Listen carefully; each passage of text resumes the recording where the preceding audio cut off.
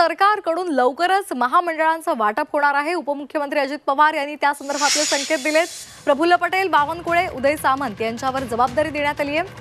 उपमुख्यमंत्री अजित पवार यांनीही या संदर्भातली माहिती दिली आहे। सरकारकडून लवकरच महामंडळांचं वाटप होईल असं त्यांनी सांगितलेलं आहे। तसे संकेत दिलेत।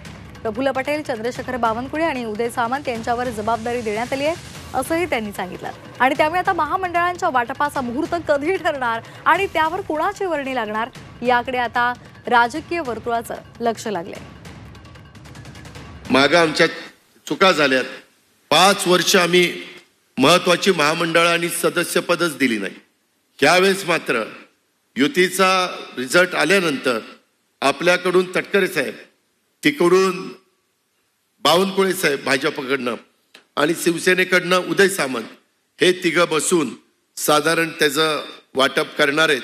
आणि ते केल्यानंतर देखील आपण जो कोणी त्या योग्यतेचा, अनेक आहेत योग्यतेचे, तसं मला कुणाला टीका करायची नाही, परंतु त्यातल्या त्यात तिथं योग्यतेचा अध्यक्ष किंवा सदस्य हे करण्याचं काम संघटना त्या बाबतीमध्ये करेल।